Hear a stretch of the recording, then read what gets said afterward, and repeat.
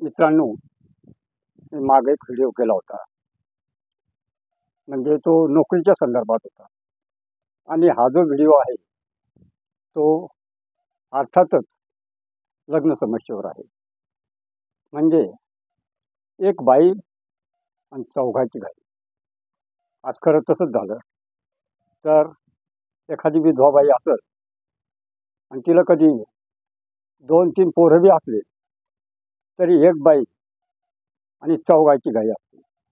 म्हणजे तिला मिळवण्यासाठी किंवा तिच्याशी लग्न करण्यासाठी चौघं टपून बसलेले असते. म्हणजे अनेक जणाला वाटतं की अरे ही आपल्याला भेटली तर चालते. मग जर हे बाईच्या बाबतीमध्ये तर नवीन एखाद्या पोरीच्या बाबतीत काय असेल, नवीन तरुण पोरगी तर मग एखाद्या सरकारी जागेसारखीच झालेली आहे. तशी काही एखादी सरकारी जागा नाही ती आणि तिच्यासाठी अनेक अर्ज येतात. तशी एखादी आता उपवर मुलगी झालेली आहे. फक्त स्थळ कोणाला माहीत झालं की इथं चांगली पोरगी आहे, तर तिला पाहण्यासाठी अनेक जण अनेक तरुण येतात. जणू एखादी सरकारी जागा आहे आणि अनेक अर्ज तिच्यासाठी येत आहेत.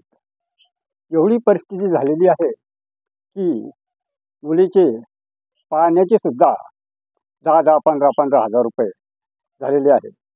म्हणजे 1 वर्ष जर समजा पोरीला पाहायला जर नवरे आले तर ते 100-500 रुपये देतात. हे पैसे सुद्धा 10,000, 20,000 हजार होऊ लागले. म्हणजे एक प्रकारचा जोडधंदा चालू आहे.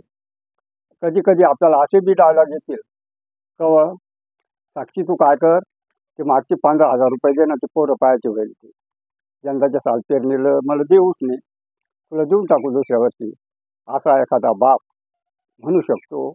आणि असं खेड्यात चालू झालेलं आहे. मित्रांनो, खरोखरच लग्न समस्या ही अत्यंत वाईट झालेली आहे, अत्यंत विपरीत झालेली आहे. आणि तरुणाई या वेशात सापडलेली आहे. आणि खरं म्हणजे याला जबाबदार कोण? या संकटाला जबाबदार आपणच आहे. त्याचं सांगता येत नाही मित्रांनो. आपणच पोरीचे गर्भ पाडले आणि तिचे दुष्परिणाम आपल्याला भोगावं लागणार. एखाद्या वेळेस मी म्हणेल की 5 पांडवाचं राज्य याची शक्यता आहे. 5 पांडवाला जर कशी एकच दुर्पदा होती, तसं नाव की एखादी कोणती म्हणेल की बाळांनो, तिनं ही जी भीक आहे त्या एक मुलगी आहे, तुम्ही वाटून वाटून खा, असा सुद्धा प्रकार होऊ शकतो. म्हणजे एक बाई आणि 5 नवरदेव अशी सुद्धा विषम परिस्थिती होऊ शकते. म्हणजे महाभारत सुद्धा घडण्याची शक्यता आहे. म्हणून आता विचार करण्याची वेळ आलेली आहे. आपण पुढील भविष्याचा विचार करून लग्न तरुण मुलांचे मुलींचे लावून दिलेले पाहिजे. नाही तर येणारा काळ बिकट आहे. भविष्य काळाचा मागोवा घेऊन लवकरात लवकर आपण विवाह जुळवले पाहिजे. नाहीतर आपण एका खूप मोठ्या विषमतेला संकटाला सामोरं जाणार आहोत. संकट आपल्यावर येणार आहे. म्हणून मित्रांनो, माझी विनंती आहे की ह्या प्रश्नावर लवकर मार्ग काढा, नाही तर येणारा काळ खूप भयान आहे. म्हणून मित्रांनो, ही एक सच्ची कहाणी आहे, खरी परिस्थिती आहे.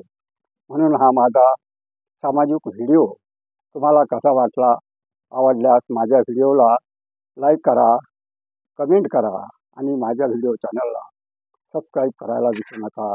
धन्यवाद.